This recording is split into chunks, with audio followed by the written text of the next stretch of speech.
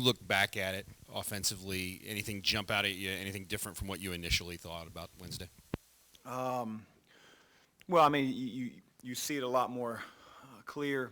Sometimes you're not really sure, why you get to see A plus B, the other variables that don't allow a play to function. I mean, I just think that we have to do a much better job of understanding when we're running a set play, for instance, that it has a particular purpose.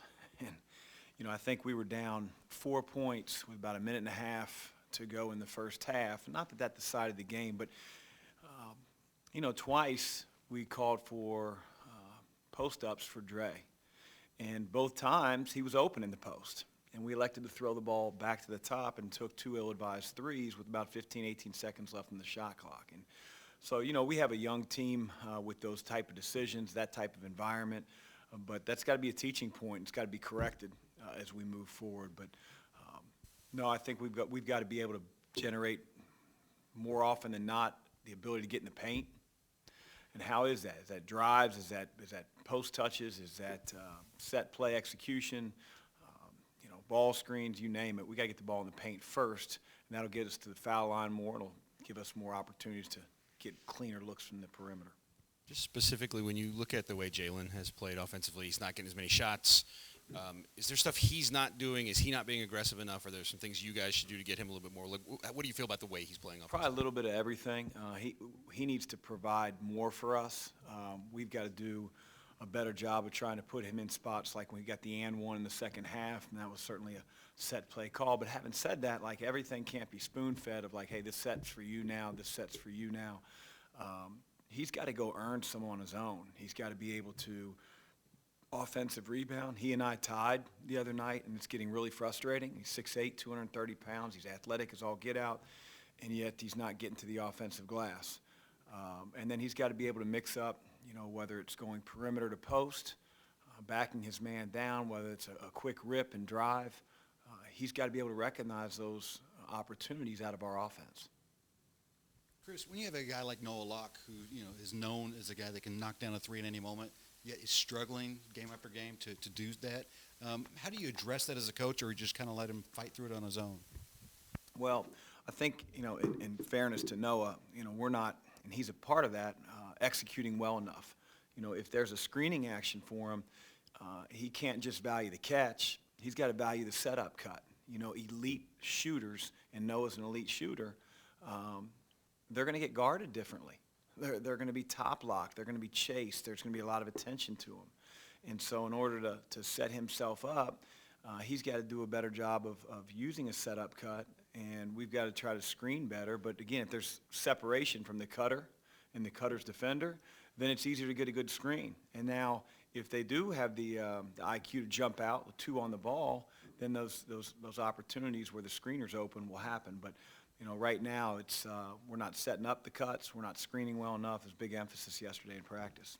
And Chris, obviously over the offseason, one of your bigger points of emphasis was not only just overhauling the offense, but bringing in a bunch of three-point shooters. Through the first 7 games, they're shooting just under 30%. Why do you think the guys are struggling nailing those long shots? It's just overall, if it's offensive execution, shot selection, why do you think the reason is? It's a little bit of everything, but it goes back to what I just answered on the previous question, and that is, whether it's setup cut, whether it's hard screens, those allow better looks.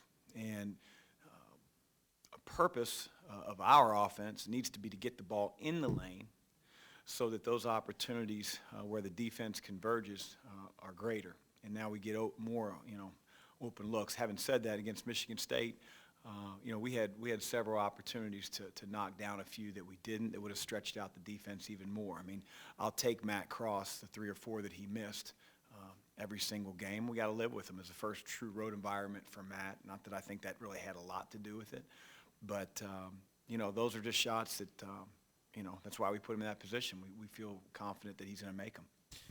With L, I mean, you might not get 18 points in 7 minutes every game, but maybe you will. What is, though, the next step after he did that the other night? What's the next step for him to continue to kind of build on that performance? Yeah, I mean, I don't want to diminish the way that he played down the stretch because the game was getting away from us, and we got to the point where It was an 8-point game. It was our ball on the side with 1:20 left, and then we didn't execute. And ironically, it was L that sort of threw the turnover right there. So in the moments where the game's in balance, it's going back and forth, he needs to have an aggressive mindset, not reckless. He's got to be able to get in the lane for us. He's got to shoot with the type of confidence that he shot when we were down 15, 20 points. And so he's more than capable, as you saw the other night. Again, he needs experience. I'd like to think that he grew up a lot, playing at the Breslin Center, which isn't easy to play at. And so hopefully that experience helps us tomorrow when we go on another road game. There's a difference in like play fast and shoot fast. Are you guys at the point yet where you figured out that difference? No, not really. I mean, that's a great question. I think, everybody hears play fast, and yet sometimes on film we run slow and shoot fast. And that's not playing fast. That's playing wrong. It's ridiculous, to equate the two. So for us, it's trying to implement pace, not just from end to end, but in the half court. The pace to keep the ball moving and not let it stick on the side of the floor or for a certain action. And we're learning that. This is a process, and so we've had a few ugly nights, and, we're committed to what we're doing. We just got to get better at it. And then not to harp too much on Jalen, but he is playing a different position. He's playing a different style than he played last year. Is there some adjustment still there too from that change? Well, he was thrown in the fire a year ago at the 5, and that's not necessarily naturally what he wants to be or is. But it put him in a position where he was finishing around the basket, and not that he was perfect at that, but he's got to figure out that he's not a 6'9", 235-pound two-guard. We need him to be way more reckless, and I've been on him, and I'm going to continue to be on him. Because I know that his backup at Mack will play aggressive. And, again, Jalen's got to figure it out for our team to reach its ceiling for sure. Malik wearing the gold jersey again. What has he done, I guess, in these most recent practices to earn that? And as a follow-up to, or as a secondary question on him, he's certainly struggling beyond the arc. Does he have the complete green light to shoot those whenever he wants? No, and in fact, that's part of his learning process, and our learning process is there are occasions where he's popping and he should be rolling, and he's smart enough to know when to do both. And so that, that leads to ill-advised shots.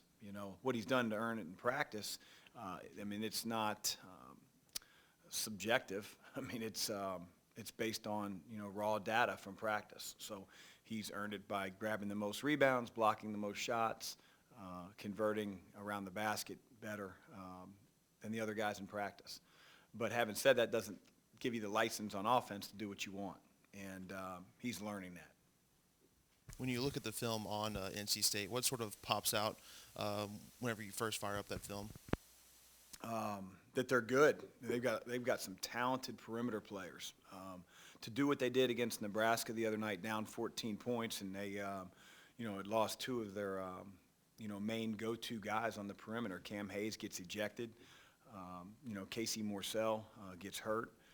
And, Sebron becomes a one-man wrecking crew, like Scottie Pippen, just getting to the basket. And anytime a guy can get to the free throw line 20 times, grab almost 20 rebounds, and, carried a team in the 4 overtime game. But I think they have a lot of talented perimeter players.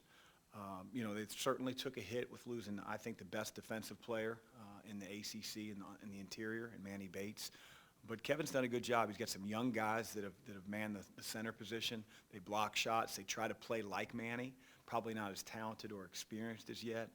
But what sticks out to me is just their talent on the perimeter, their ability to score the ball, and then how they play defensively. They try to rattle your cage and get deflections and take the ball from you. So we got to be really rock solid with our ball handling tomorrow.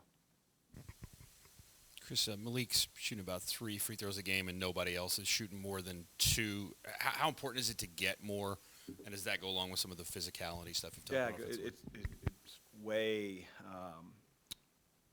way more important than it appears on the stat sheet right now. It's an emphasis. I think we had 63 possessions the other night, and 29 of them were paint touches. And that's just, that's not good enough. That's not the recipe to be a good offensive team. So we got to figure out ways to crack that thing in the lane, and that'll lead to better shots, and it'll also lead to more fouls. And, you know, when you're about 3 or 4 minutes from the first half ending and the other team has 2 or 3 team fouls, I mean, it's just, we're not aggressive enough. Anything else? Great. Thanks. Thanks, guys.